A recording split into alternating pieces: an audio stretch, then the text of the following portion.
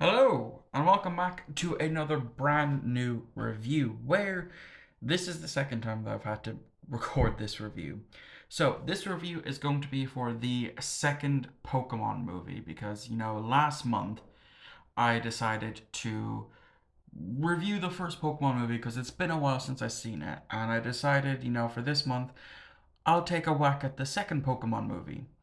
Now, the issue I had and why I have to re record this is when I had recorded the first attempt of this review, I actually had on over on my Xbox, I had footage of the movie actually playing.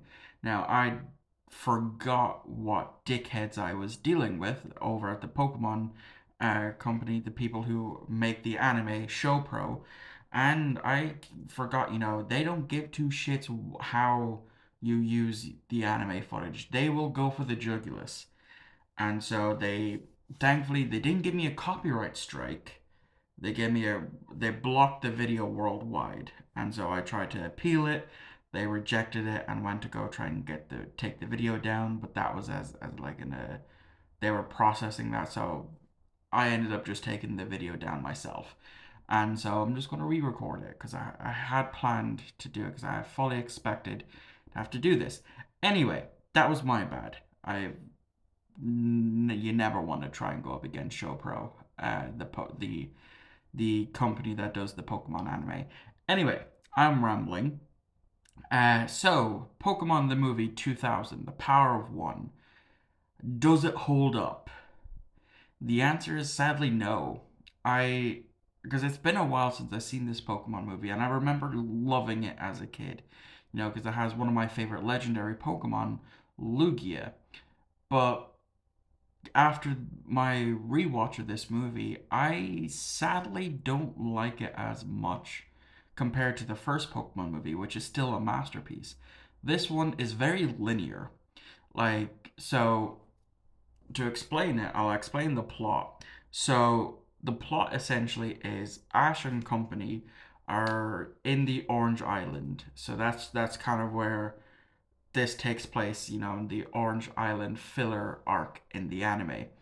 And um they're going to travel to this island, and then some waves happen and they get thrown onto this island, who turns out they have a festival on where they pick one random person to be the chosen one. They are supposed to go to Fire, Ice, and Lightning Island to get these three orbs to then bring it to this fourth island and place them there, and they play a song, and that's how that's supposed to happen. But it turns out there is a prophecy that basically involves Ash. It says, and the world turns to ash. So they kind of it's a stretch that it's Ash, to be quite honest. And so yeah, the main reason why so he then goes to Lightning Island. There's still these storms and all that. The reason why that's happening is because there's this dickhead of a collector who wants to collect Pokemon. He doesn't want to capture them. He's not a trainer. He's a collector. So he collects Moltres, one of the three Cantonian birds, and then after Ash gets to Electric Island and gets the orb, um, he then encounters Zapdos, and they all get captured, including Zapdos. And Ash and company breaks free. They end up on Fire Island. He gets that. He goes over to the fourth island. He puts the two orbs in, and he then has to go over to Ice Island. Now, whilst all that's happening, the three Cantonian birds, Zapdos, Moltres, and Articuno, they're all fighting each other. And so Ash needs this third orb so they can put it into this pedestal and they can play this song, and that will calm them all down. And Lugia, the guardian of the lake, guardian of the sea, tries to calm them down and all that. But after Ash gets the final orb and makes his way back on Lugia, the collector hurts Lugia pretty badly. He dives and he goes into the ocean and he's basically injured.